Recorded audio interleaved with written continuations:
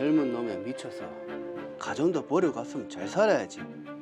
거리 이게 뭐고? 여보 내가 잘못했다.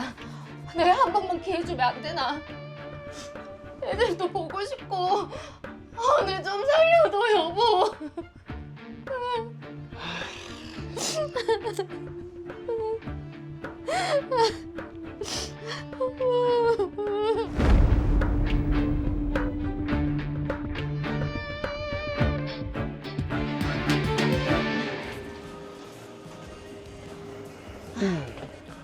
여보. 오늘은 재료 넉넉하게 준비했지? 어제 재료가 너무 일찍 소진돼서 진땀 뺐다 아이가. 요즘처럼만 장사 잘 되면 우리 금방 부자 되겠대. 내 솜씨가 좋아서 대박이 난 거지. 뭐 자기가 하는 음식도 맛있지만 요즘은 우리 알바님 얼굴 보러 오는 여자 손님도 많거든. 아이고 인정. 안녕하세요. 재미씨 왔네. 아, 네. 그럼 나는 주방에 들어갑니다.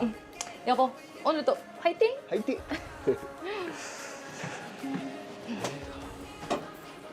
사장님, 테이블 제가 닦을게요. 고마워요 재미씨. 예. 어서 오세요.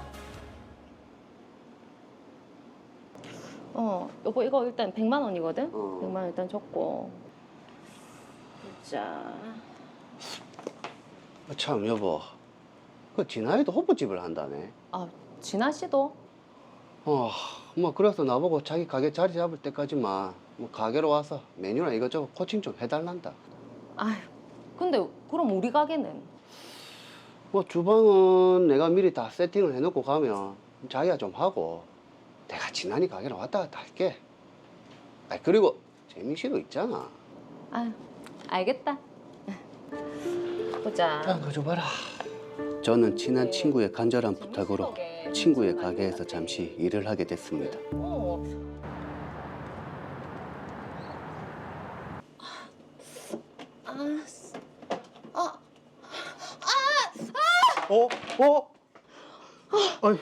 아니, 사장님 괜찮으세요? 내 재미씨 아니었으면 큰일 날 뻔했네.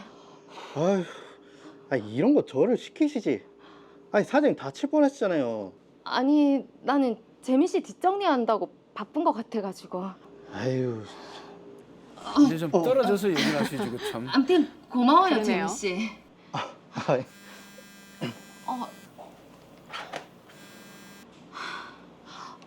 여보.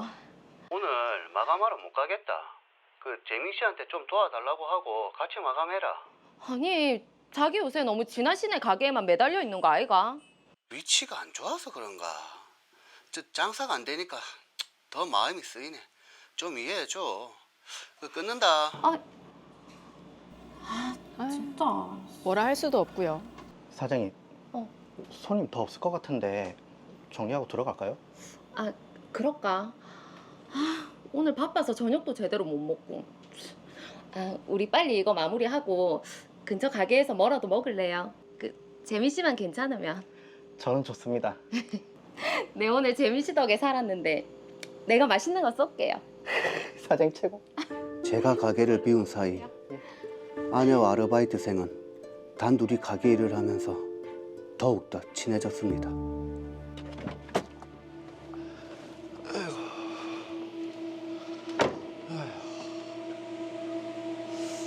집에 가기 전에 주방 상태 좀 점검 좀 하고 가야겠다. 내가 너무 오래 신경을 안 쓰긴 했지. 뭔가 일이 벌어질 것 같습니다. 간지러워. 거의 간지러워. 왜? 자기 좋잖아. 잠깐만.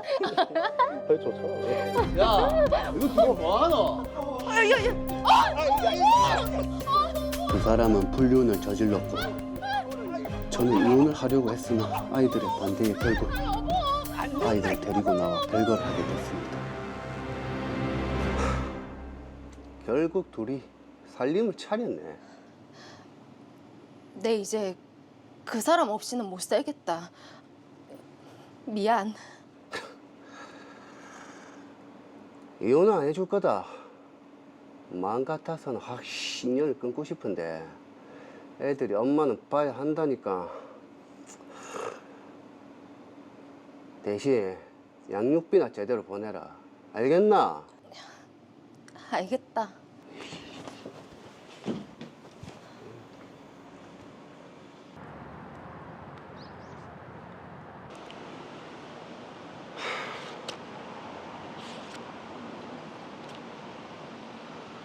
이 여자가 자꾸 양육비를 안 보내네. 양육비 액수도 자꾸 줄어들고 더 이상 못 봐주겠다.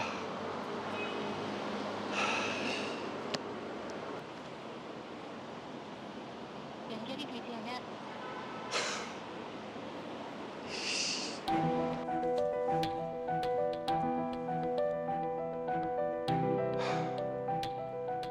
가게는 아예 하지도 않고 이게 무슨 꼴이고? 그 자식은 헤어진 지 오래됐다.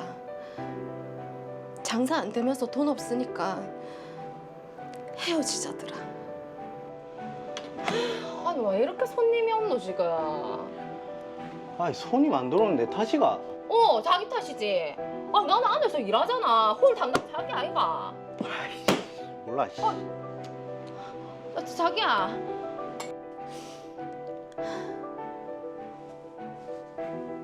아이고 꼴 좋다. 젊은 놈에 미쳐서 가정도 버리더니. 여보, 내가 잘못했다. 여보, 한 번만, 내 한 번만 기회 주면 안 되나? 우리 애들을 봐서라도 내가 잘할게. 내 다시는 어떤 짓 안 하고 자기랑 애들한테 헌신하면서 살게. 제발, 여보. 여보, 제발. 사람 하나 살리는 셈 치고, 내가 진짜 잘못했다, 여보. 결국 저는 아내를 용서하기로 했고 가게도 다시 살려내기로 했습니다. 큰 결심하셨네요.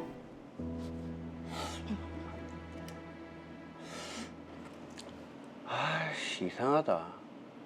왜 매출 절반 이상이 계좌 입금이 안 돼 있노? 여보 이리 와봐. 여보, 왜?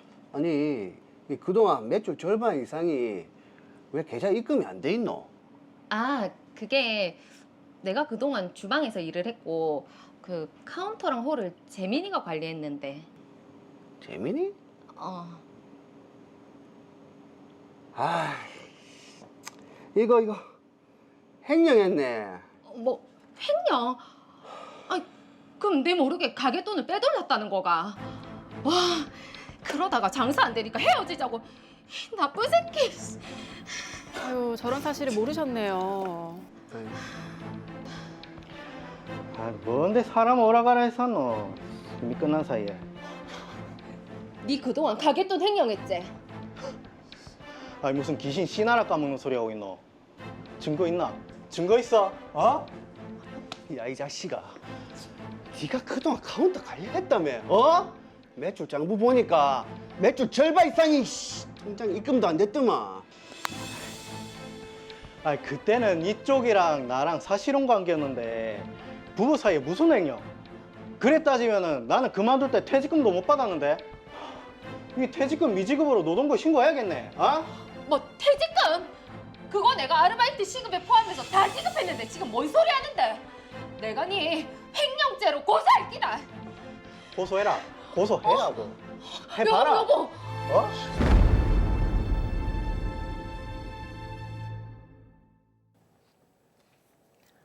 네, 일단은 이혜진 씨가 좀 빨리 정신을 차리셔서 그나마 다행인 것 같아요. 제 짐작으로는 아르바이트생인 김재미 씨가 네.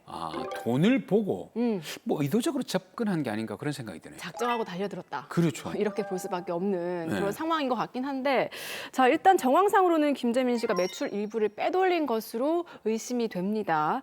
김재민 씨는 증거가 있냐며 뻔뻔하게도 나오고 있는 이제 그런 상황인데요. 자, 강승준 변호사님 어떻게 보십니까? 네. 호프집은 특성상 아무래도 현금 거래가 많은 업종이잖아요. 예. 이 현금이 사업자 통장에 입금되지 않은 것은 고의로 매출금을 빼돌려서 횡령을 한 것으로 충분히 의심할 수 있을 것 같습니다. 네. 그런데 입증이 좀 쉽지 않을 것으로 생각이 되는데요. 네. 다만 제가 사건에 대해서 좀 더 알아보니까 이 이혜진 씨의 내연남 김재민 씨는 호프집 아르바이트로 고용될 당시에 이 부동산이나 예금 같은 이런 재산이 전혀 없었고 오직 그 보증금 100만 원 정도의 원룸에 거주하고 있었다고 하거든요. 네.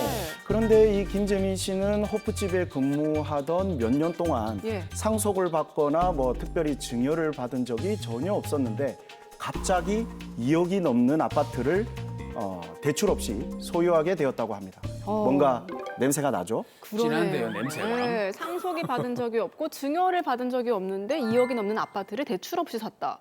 의심이 가네요. 그래서 이 김재민 씨의 아파트 매매 자금에 대한 출처를 밝혀낸다면 예. 이 횡령에 대한 입증 가능할 수도 있을 것 같은데요. 일단 이혜진 씨가 이 불법 행위에 의한 손해배상으로 민사소송을 제기하면서 이 김재민 씨의 은행 통장에 대한 금융거래 정보 제출 명령 신청을 하면 이 아파트 매매 자금 출처를 확인할 수 있게 되고요. 만약 이혜진 씨가 이 김재민 씨를 상대로 횡령죄 형사 고소를 한다면 경찰에 이 아파트 매매 자금 출처에 대해 확인해 달라고 요청을 하였을 때 네. 이 경찰이 필요한 절차를 거쳐서 이 김재민 씨로부터 임의 제출받거나 아니면 압수수색 영장을 발부받아서 조사를 진행할 것으로 생각이 됩니다. 만약에 이 김재민 씨의 횡령이 입증이 된다면 네. 그 횡령에도 뭐 아시겠지만은 단순 횡령과 업무상 횡령이 있지 않습니까? 네. 역시 사무장님 날카롭습니다. 제가 너무 날카로워요. 이 말씀하신 대로 단순 횡령과 이 업무상 횡령은 처벌 강도 자체가 많이 다른데요. 예. 네. 일단 형법 제 355조를 보면 단순 횡령의 경우에는 5년 이하 징역 또는 1,500만 원 이하의 벌금에 처한다. 이렇게 규정을 하고 있습니다. 네. 그렇지만 이 업무상 횡령죄는 형법 제 356조에서 업무상의 임무에 위배해서 이 돈을 횡령한 경우 10년 이하 징역 또는 3천만 원 이하 벌금에 처한다. 이렇게 규정을 하고 있거든요. 예. 뭐 단순히 보더라도 처벌이 약 2배 정도 차이가 나죠. 네. 그러네요. 그런데 오늘 이 사건에서 보면은 김재민 씨는 이혜진 씨의 호프집 근로자였기 때문에 네. 본인이 업무를 하던 중에 이 수입을 횡령한 게 되어서 업무상 횡령죄 성립 가능합니다. 자, 그런데 변호사님, 지금 김재민 씨가 이게 정직원이 아니라 아르바이트생이었는데 이게 아르바이트생에게도 업무상 횡령죄가 적용이 되나요? 네, 좋은 질문입니다. 이 업무상 횡령죄에서 업무가 과연 무엇이냐, 이 업무의 의미가 중요한데요. 네. 우리나라 법원은 이 업무라는 것을 직업, 직무라는 말과 유사한 거의 같은 뜻으로 보고 있고요.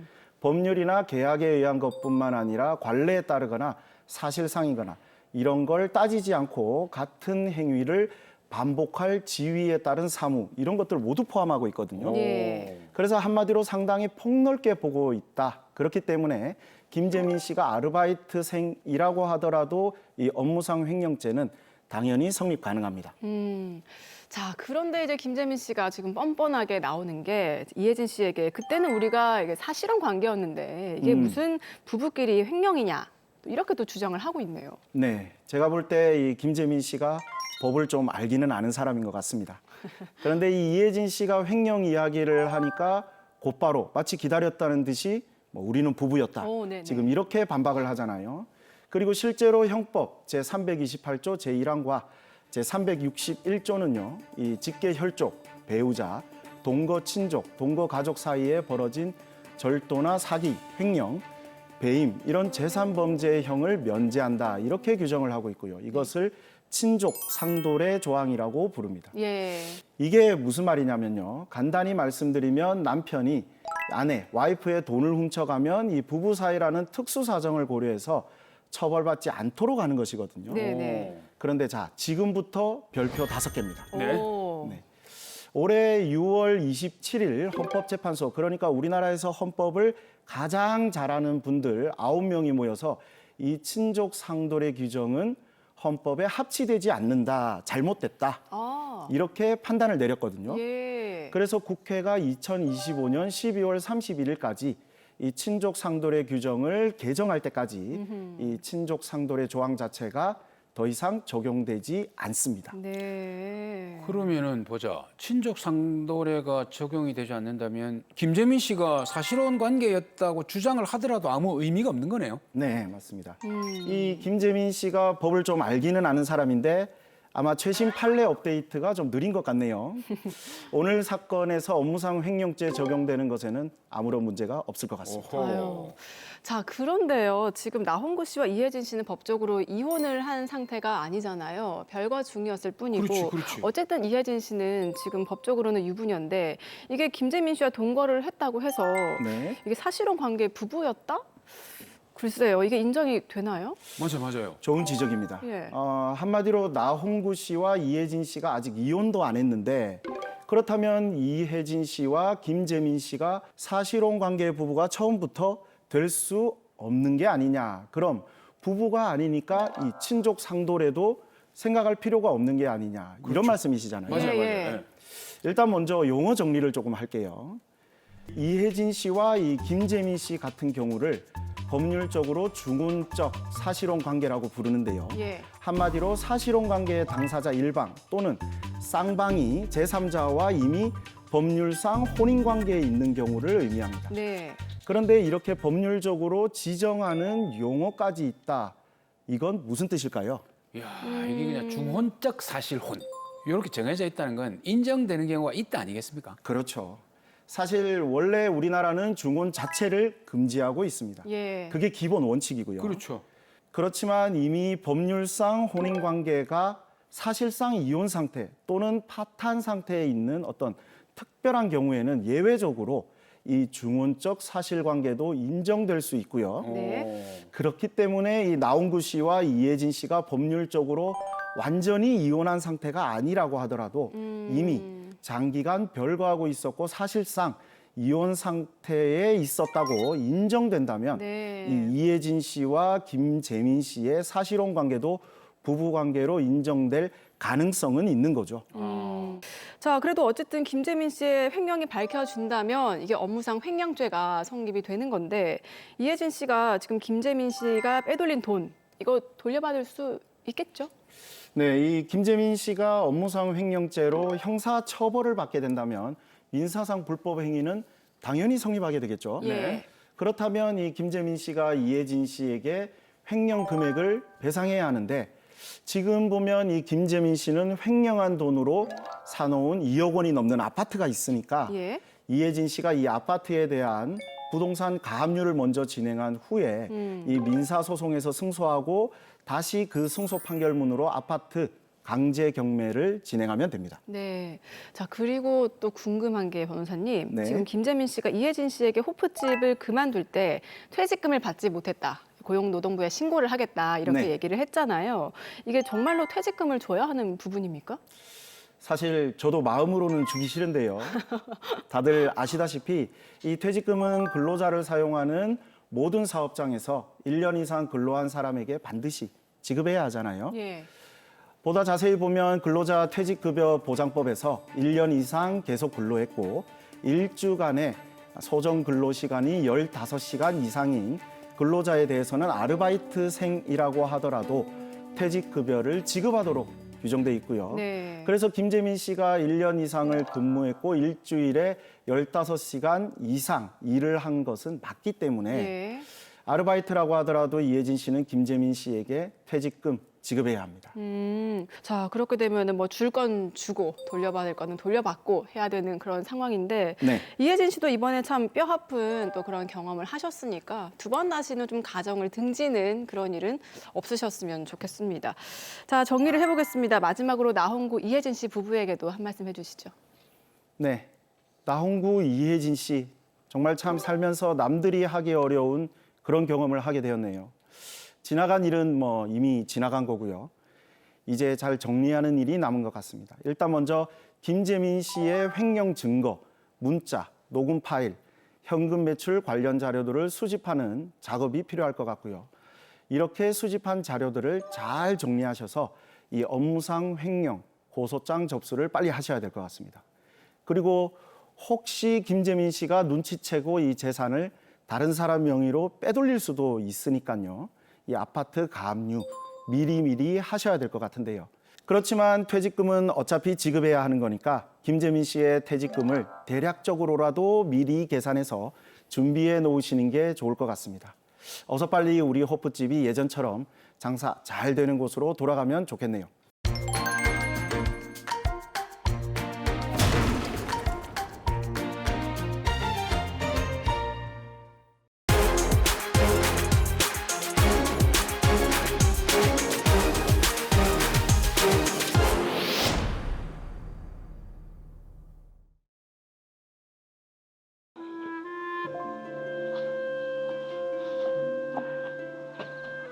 여보, 병원 갔다 오나? 당신 일은? 오늘 일찍 끝났다. 우리 전세 계약 끝날 때 다 돼가지? 한 2달 좀 넘게 남은 것 같은데. 당신 다리도 불편하고 여기는 지대도 높고 내년이면 우리 지안이 초등학교도 가야 되는데 우리 이사를 가야 안 되겠나? 그런 데는 비싸지 않을까? 뭐 그렇긴 한데 일단 고민 한번 해보자. 가방 좀 내가 들어줄게. 가자.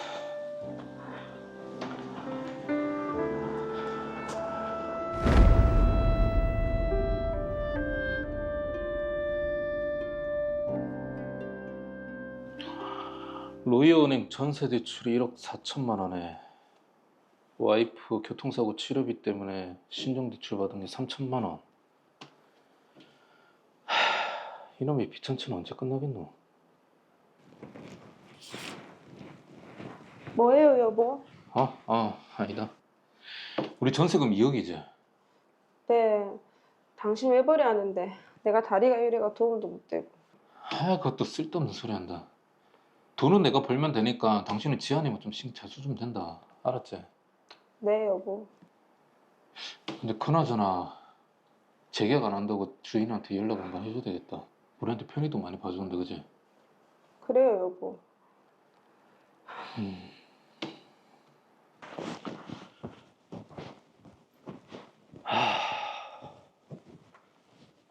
이번 클라이언트 왜 이렇게 까다롭나?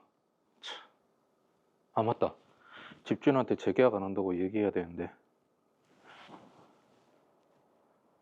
안녕하세요. 저 로이 아파트 세입자입니다. 어쩐 일십니까? 저희 전세 계약 2달 남았는데 이번에 재계약 안 하려고요. 아니 갑자기 재계약을 안 한다면 어쩝니까? 갑자기라뇨. 저희 2달이나 남았고 저희 기한 안에 말씀드리는 건데요. 뭐 일단 부동산에 집 내놓겠습니다. 그 집 보러 가면 그 문이나 잘 열어주세요. 네, 그건 걱정 마십시오. 그리고 전세 보증금은 언제쯤 돌려받을 수 있을까요? 아니 그거는 새로운 세입자가 들어와야 줍니다. 뭐 나도 하루아침에 2억 원이 뚝딱 생기는 건 아니잖아요. 예? 그래 지금 바쁘니까 이만 끊겠습니다. 쉽게 못 돌려받을 것 같은 느낌인데요. 그렇네요. 참. 집주인이 보증금을 챙겨줘야 우리도 다른 집 계약을 할 건데 그때 그 매물이 아직 남아있으려나 모르겠네. 안녕하세요. 지난번에 저희가 보고 온 그 집 나갔습니까? 벌써 나갔죠. 그 집은 평지에다가 교통도 좋고 가격도 좋게 나와서 매물이 금세 나갔어요. 내가 그때 빨리 잡으라니까. 그죠. 저도 그 집 진짜 마음에 들었는데 근데 집주인이 보증금 안 주는데 어떻게 합니까? 그 집 주인 요 앞에서 식당 크게 한다고 하지 않았어요? 계약할 때 그렇게 들은 것 같아요. 그 식당 요즘 어렵다고 소문이 자자해요.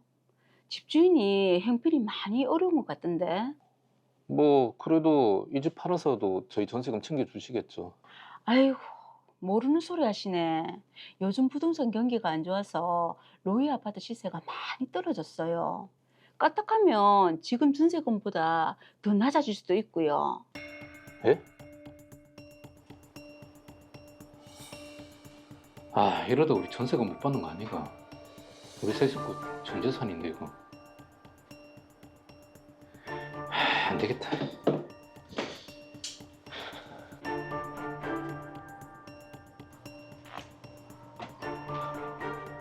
여기까지 어쩐 일로? 전세 계약 끝난 지가 벌써 2달이나 지났는데 전세금 안 돌려주십니까? 빨리 좀 돌려주십시오. 아니 세입자가 들어와야 준다니까요. 아니 집이 안 나가는데 낸들 어찌합니까? 전세금 계속 안 돌려주시면 저 전세금 반환 소송하겠습니다. 뭐 소송요? 아니 물에 빠진 사람 구해줬더니 보따리 내놔라 한다더만. 아 101호가 딱 그 짝이네. 뭐라고요? 아니 전세 계약할 때 잊었습니까? 아니 전세 보증금 2천만 원 올려서 가짜 계약서 써준 덕에 전세 계약금 대출 더 많이 받게 내가 도와줬잖아요. 그거 대출 사기 친 겁니다. 대출 사기라뇨?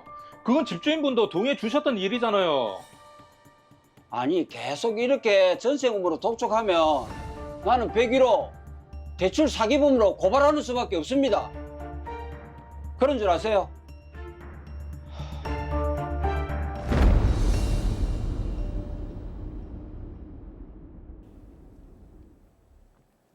네, 지금 일단 전세 기간이 이제 만료가 됐는데도 불구하고 집주인이 전세 보증금을 돌려주지 않고 있습니다.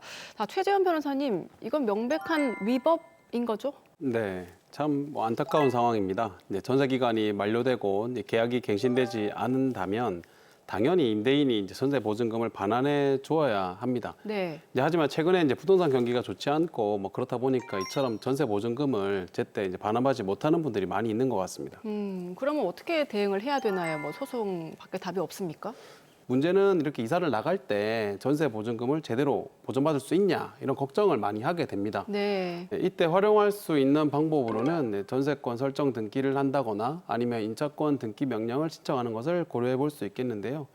두 방법 모두 이제 세입자가 이사를 나가더라도 전세금을 보전받을 수는 있습니다. 네. 그럼 이제 전세권 설정 등기와 임차권 등기 명령 이게 등기가 둘 다 들어가 있는 걸로 봐서는 등기를 통해서 권리를 주장하는 것 같은데 차이가 있습니까? 쉽게 구분을 해보자면 이제 우선 전세권 설정 등기는 계약 기간 언제라도 할 수 있다. 그리고 이제 임대인의 동의가 있어야 한다. 네. 이런 것들이 좀 특징이고요. 그 효력은 이제 전세권 설정 등기를 신청한 당일부터 발생을 합니다. 네. 그리고 전세권 설정 등기가 되어 있다면 그 권리에 기해서 해당 부동산을 이제 경매 신청할 수도 있고 그 경매 낙찰금에서 전세 보증금을 이제 후순위 담보권자에 비해서 우선 변제받을 수 있는 뭐 그런 장점이 있습니다. 자, 그러면은 임차권 등기 명령은 어떻습니까? 네, 임차권 등기 명령의 경우에는 전세권 설정 등기와 달리 임대인의 동의가 없더라도 네. 신청할 수 있는데요. 다만 이제 전입신고가 되어 있어야 하고 확정일자가 있어야 합니다. 네. 그리고 이제 계약 기간이 만료된 이후에 신청을 할 수 있습니다. 이 임차권 등기 명령을 받는 경우에는 특별히 좀 주의해야 될 부분이 있나요?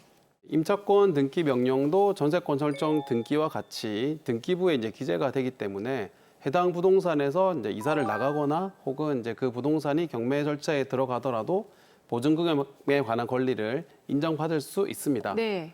다만 임차권 등기 명령은 대항력 그리고 이제 우선 변제권을 유지할 수 있다는 것이지 그 임차인이 직접 그 경매를 신청할 수 있는 것은 아니기 때문에 보증금을 돌려받기 위해서는 별도의 집행 권한이 있어야 하고 그러기 위해서는 보증금 반환 소송을 제기해서 승소 판결을 받아둬야 합니다. 네. 그리고 이제 임차권 등기 명령 신청을 늦게 해서 혹시라도 해당 부동산에 대한 경매 개시 결정 이후에 임차권 등기를 받게 되면 경매 절차에서 별도로 배당 요구를 해야 합니다. 그래야지 배당 절차에 참여 가능하거든요. 네. 보통 임차권 등기를 받는 경우에는 배당 요구를 하지 않아도 된다 이렇게 생각하시는 분들이 좀 있는데요. 네. 경매 개시 결정일을 보통 배당 기준일로 삼기 때문에 경매 개시 결정일 이후에 임차권 등기를 받았다면 보증금을 돌려받기 위해서는 배당 요구를 별도로 해야 합니다. 야, 그렇다면 사실 전세권 설정이 좋기는 좋은데 예. 사실 요 전세권 설정 집주인하고 얘기를 해보면 대부분 좀 꺼려하는 경향이 좀 있어요. 그렇죠. 네, 맞습니다. 그래서 임차인 입장에서는 전세금을 이제 보존받기 위해서 미리 이제 전세금 반환 보증보험에 가입하는 경우도 있습니다. 전세금 반환 보증보험도 임대인의 동의 없이 이제 가입 절차를 진행할 수 있고요. 네. 이 보증보험에 이제 가입해둔 경우라면 임대인이 전세 보증보험금을 돌려주지 않을 때 이제 보증보험금을 통해서 전세 보증금을 보전받을 수 있습니다. 근데 제가 알기로 임대 사업 하시는 분들은 이 전세 보증금 반환 보증을 의무적으로 가입을 해야 된다라고 뉴스 기사에서 본 것 같은데 그러면 보증금을 이제 돌려받을 수 있는 거 아닙니까? 잘 보셨는데요. 이제 민간 임대주택에 관한 특별법이라는 법률이 있고 이제 해당 법률 제49조에 따라서 사실 거의 모든 임대사업자는 임대보증금에 대한 보증에 가입을 해야 합니다. 네. 근데 문제는 해당 법률이 개정되기 이전에 체결되어서 이제 갱신되지 않았던 전세 계약의 경우에는 좀 적용이 어려울 수 있고요. 예. 또 임대보증금 보험에 가입을 면제받는 근데 소액 임대보증금 계약의 경우에는 임대인이 그 의무적으로 가입할 필요가 없어서 임대인이 임대보증금에 관한 이제 보증에 가입하지 않는 경우도 있습니다. 네. 또 이제 가입하지 않더라도 사실 이제 과태료 처분 정도만 나오는 경우가 대부분이라서요. 임대보증금에 대한 보증에 가입하지 않는 이제 임대인도 많이 있습니다. 다만 임대사업자가 임대보증에 대한 보증에 가입하지 않는 경우에는 임차인으로서는 임대차 계약을 해지할 수 있는 해지권이 생길 수 있거든요. 네. 그러니까 사전에 이런 부분을 잘 확인해 볼 필요도 있겠습니다. 요즘에 참 부동산 경기가 정말 이제 하락했다 뭐 이런 얘기가 나오는데 네. 그렇다 보니까 임대인의 입장도 사실 어느 정도 이해는 됩니다. 그렇죠? 이제 부동산 경기가 계속 이제 하락을 하다 보니까 전세 보증금보다 부동산 시세가 낮아지는 경우가 종종 발생을 하고요. 뭐 그렇죠. 빈번하게 좀 생기는 경우도 있는 것 같습니다. 또 뿐만 아니라 해당 부동산에 대한 경매 절차가 이제 진행되더라도 사실 이제 낙찰률이 많이 낮아지다 보니까 예. 그 전세 보증금을 온전히 보전받지 못하는 경우도 많이 있습니다.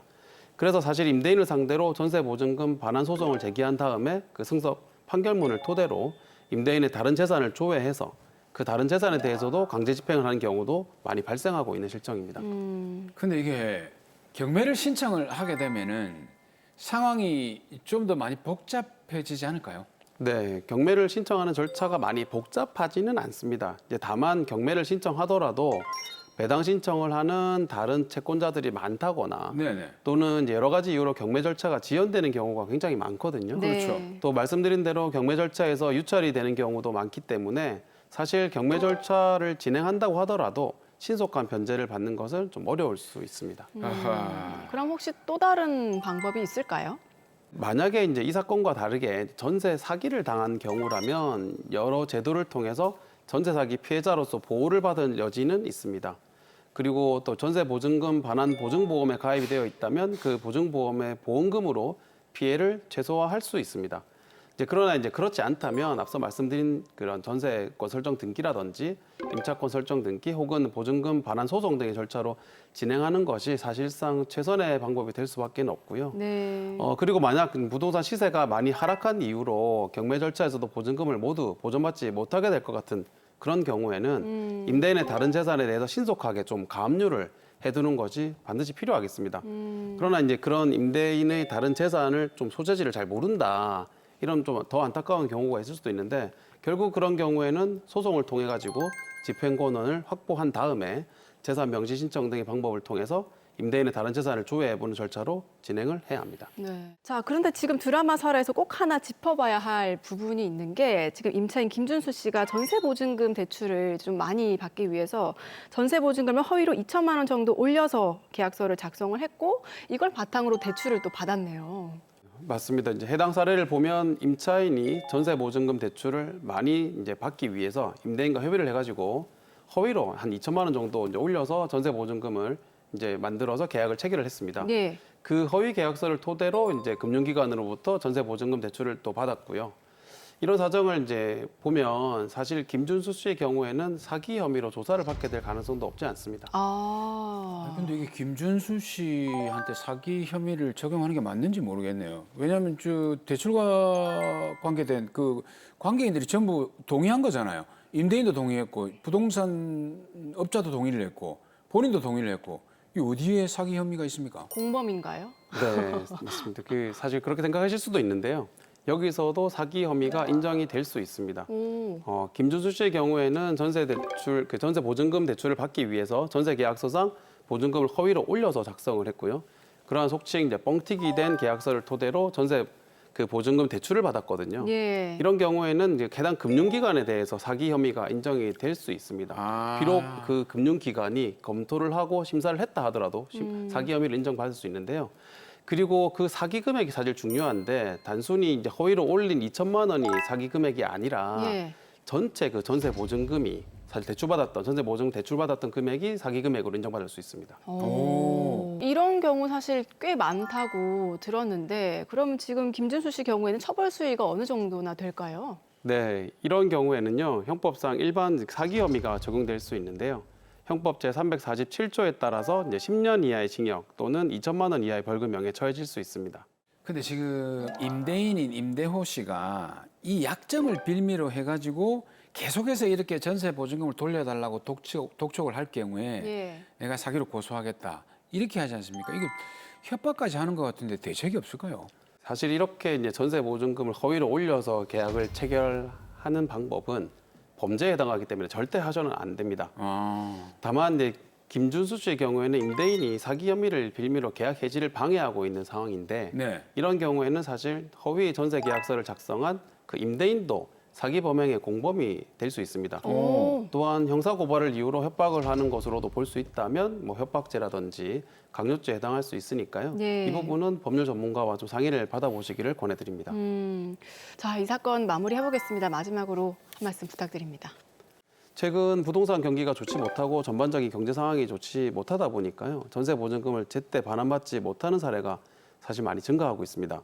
이런 경우 임대인의 다른 재산에 대한 가압류를 신속하게 해야 할 필요도 있고 또 전세권 설정이 안 되어 있다면 임차권 등기 명령을 신청해야 할 경우도 생길 수 있습니다.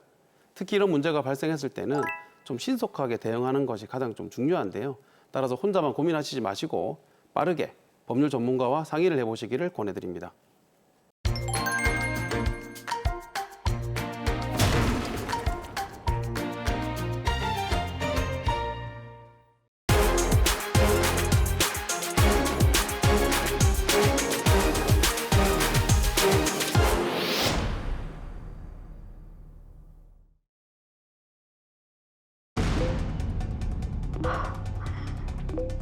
도대체 나한테 왜 이러는 건데? 어떻게 사람이 이렇게 달라질 수가 있노? 이 미친 기가 감히 나를 어디 한번 당해봐라. 이제부터 지옥을 맛보게 해줄게.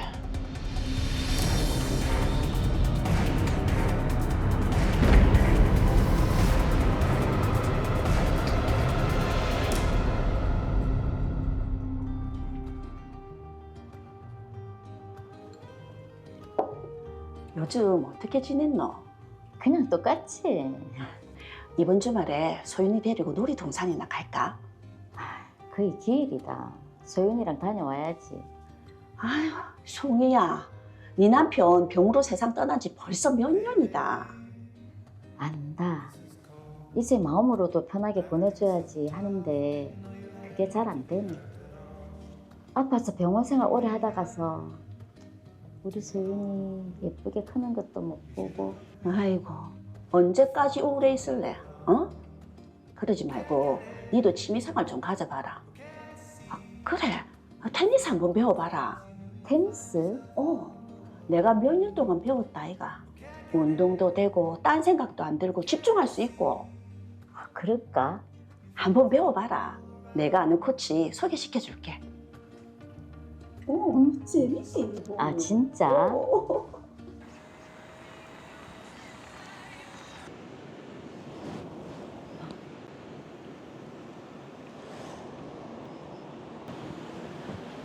안녕하세요.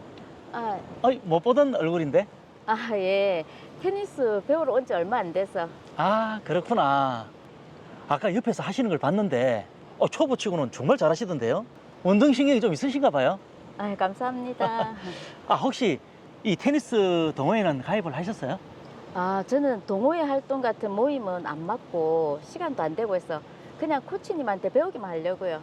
맞죠. 아무래도 이 모임보다는 개인적으로 배우는 게 훨씬 편하죠. 저도 여기 자주 치러 오는데 우리 보면 인사를 해요. 네. 이것 좀 드실래요? 예, 감사합니다. 되게 살가우시네요. 이게 딱 보니까 잘하시더라고.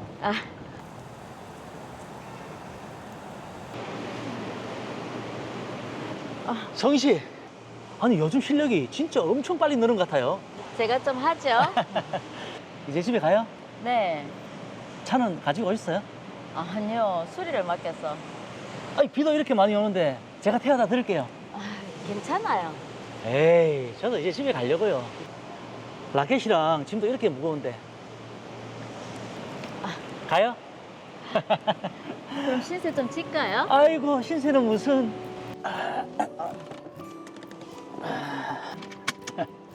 감사합니다. 제가 해도 되는데. 저 성희 씨, 사실 저 성희 씨한테 할 말이 있는데. 하지 마세요. 저 성희 씨도 느꼈을 테지만 저 성희 씨 좋아합니다. 네? 처지도 비슷한데 서로 다독여주면서 친구처럼 그렇게 지내면 어떨까 싶어서요. 당장 답을 달라는 건 아닙니다. 네. 그런 제 마음을 성희 씨한테 표현을 하고 싶어서요. 네. 천천히 생각해 보세요. 알겠어요. 성희 씨가 저한테 완전 반하도록 저 엄청 노력할 거니까 저 피하시면 안 돼요. 알겠어요. 자, 그럼 출발합니다.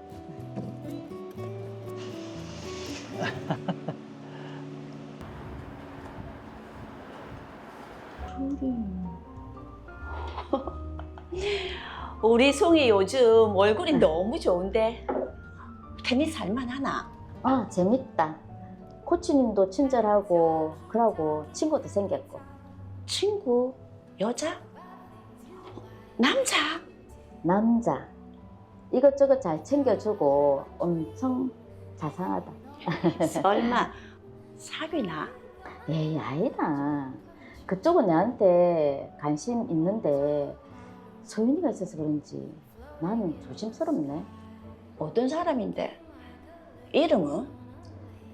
박주영, 너 아는 사람이야? 아니, 테니스 동호회 사람도 아니고 내가 모르는 사람이다. 어떤 사람인지 궁금하네. 돌싱? 아니면 총각? 돌싱. 초등학생 아들이 하나 있다는데 전부인이 외도를 했나 보더라고. 뭐야, 그래? 그래서 아들이랑 둘이 같이 산다고 하더라. 경제력은 돈은 많나? 사업체 여러 개 가지고 있다는데 에이, 몰라. 아이고, 모르기는 뭘 몰라. 니는 너무 순진해서 조금만 잘해줘도 그냥 넘어가잖아. 아니거든. 내 아는 사람들한테 한번 조사를 해봐야겠네. 그래, 이거 한번 만져봐라, 이거. 야이씨. 이거 뭐지? 핑계가 미쳤나? 주혁 씨? 야, 니 한번 어디 한번 뒤집을래? 나중에 통하자. 성희 씨 왔어요. 보이스피싱인지 자꾸 이상한 전화가 와서. 잠시만.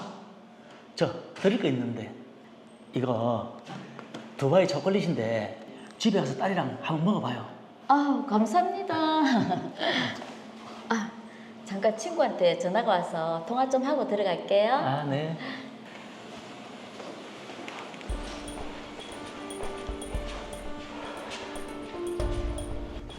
주영아. 송이야, 내가 박주혁 그 사람에 대해서 알아봤는데 상종도 하지 마라. 왜? 술만 마시면 사람을 때리고 물건 부수고 그런 사람이란다. 이혼한 것도 부인이 바람났다고. 어이가 없네. 지가 와이프한테 계속 폭력을 행사하고 그래서 이혼한 거란다. 내 아는 친구가 전 부인하고 잘 아는 사이란다. 그 사람 절대 만나지 마라. 알겠어.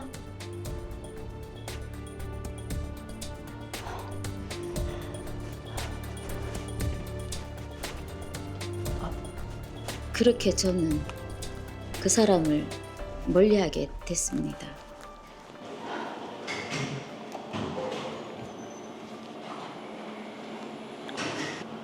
성희 씨, 왜 자꾸 요즘 저를 피하시는 건데요? 이유라도 좀 알려주세요. 전 부인을 때려서 이혼당한 거라면서요. 저 그런 사람 만나지 않을 겁니다.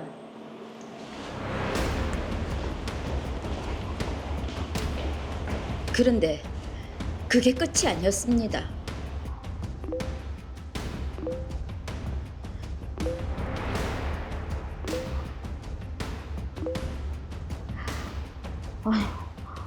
어떻게 이렇게 심한 말을?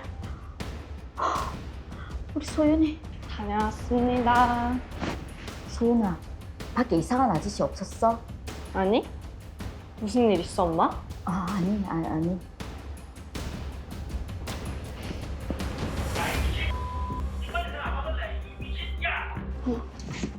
엄마, 누구야?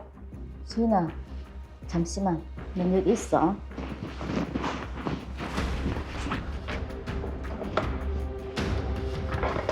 야, 빨리 문 안 열어. 네가 감히 나를 개무시해? 야, 내일부터 너가 딸린 학교 앞에 내가 가 있을 텐데 과연 어떤 일이 일어날지 기대해라. 알았나?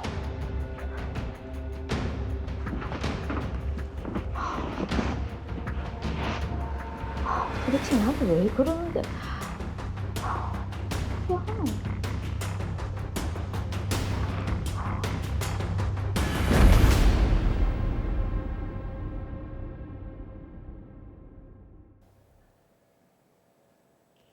네, 어떻게 마음을 거절했다고 사람이 저렇게 돌변을 하죠. 아, 정말 당사자는 그 심정이 오죽하겠습니까?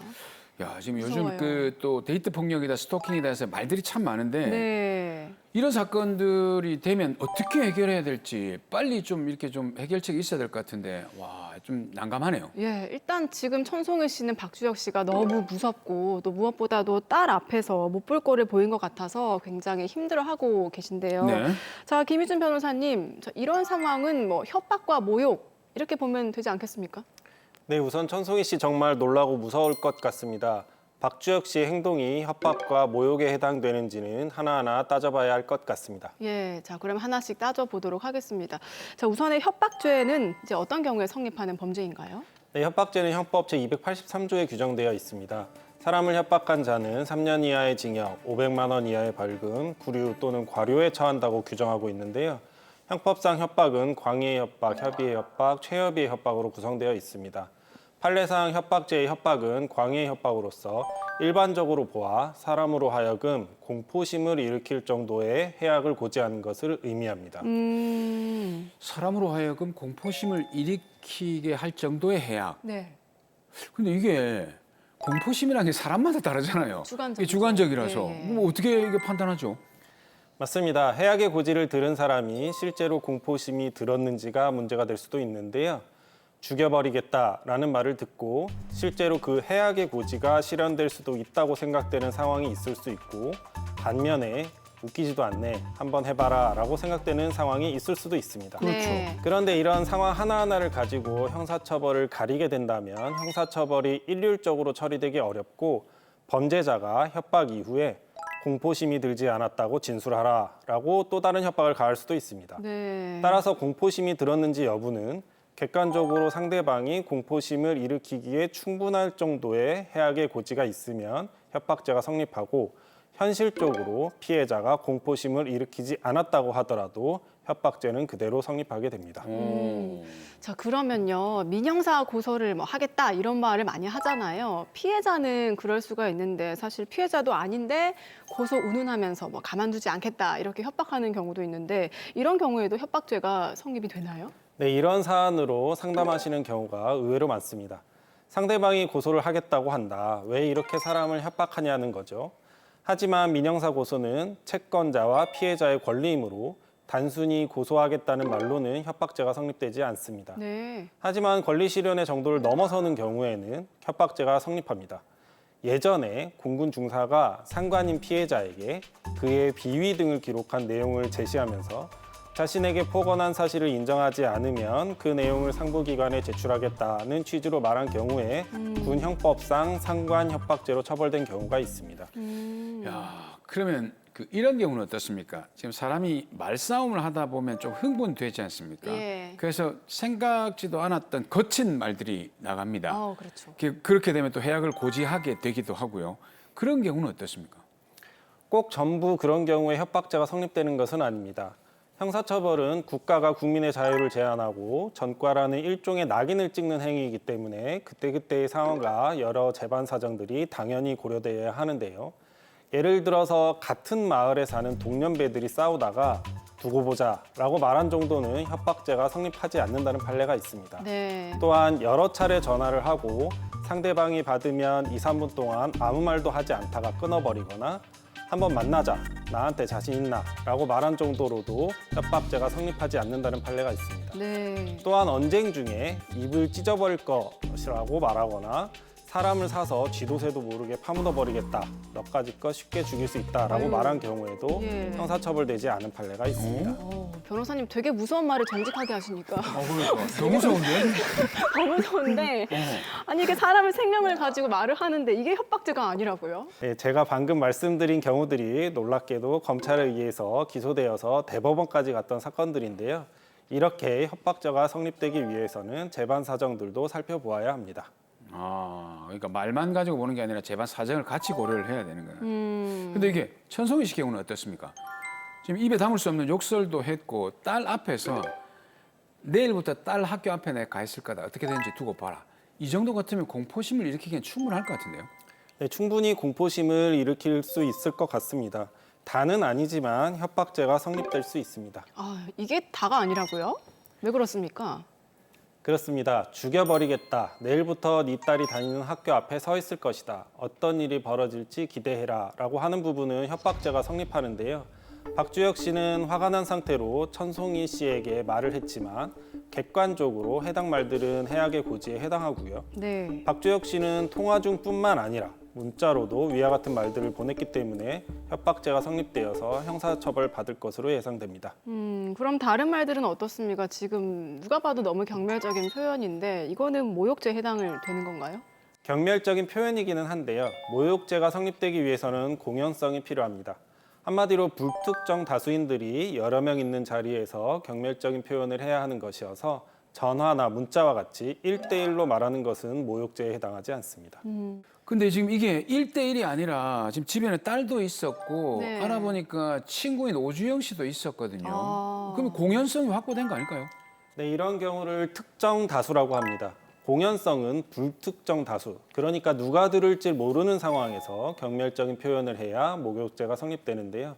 특정된 몇 명 있는 자리에서 경멸적인 표현을 하면 공연성이 충족되지 않습니다. 물론 한 사람에게만 말해도 그 사람이 여러 명에게 말할 가능성이 있으면 공연성이 충족되는데요. 이번 사안은 절친과 딸이어서요. 들은 말을 다른 데에 옮길 가능성은 없어 보이거든요. 네. 따라서 모욕죄의 공연성은 충족되지 않아서 모욕죄가 성립되지는 않습니다. 자, 그런데 딸과 친한 친구가 있는 자리에서 저런 말을 듣는다면 정말 타격이 클 것 같은데요? 맞습니다. 하지만 모욕죄는 사람의 외적 명예, 그러니까 개인의 진실된 가치 여하와는 관계없이 사람의 인격적 가치에 대해서 타인에 의해서 일반적으로 주어지는 사회적 평가를 보호하기 때문에 아주 가까운 사람들은 피해자가 모욕당했다고 해도 피해자에 대한 사회적 평가를 바꾸지는 않거든요. 그렇기 때문에 모욕죄를 비롯해 명예훼손죄와 같은 명예에 관련된 죄들은 공연성을 요구하고 있는 것입니다. 어쨌든 천송이 씨는 지금 협박죄로 박주혁 씨를 고소를 해야 될 텐데, 자, 근데 걱정이 되는 게 지금 자기를 고소했다고 또 찾아오면 어떻게 해야 되는지 미리 좀 대비를 하거나 그래야 되지 않을까요? 네, 고소했으니까 찾아온다고 하면 오지 말라고 해야 하고요. 형사고소 이후에는 되도록 연락을 안 받으시는 게 좋습니다. 네. 그리고 법원에 접근금지 명령을 신청해서 미리 대비할 수도 있습니다. 네. 자, 그렇게 해서 좀 깔끔한 결말이 되면 좋겠습니다. 네, 이 사건 마무리해 보겠습니다. 한 말씀 부탁드립니다. 협박죄와 모욕죄는 그 성립 여부가 재반 상황에 따라서 달라질 수 있습니다. 협박과 모욕으로 피해를 보셨다면 법률 전문가와 상의하시기 바랍니다.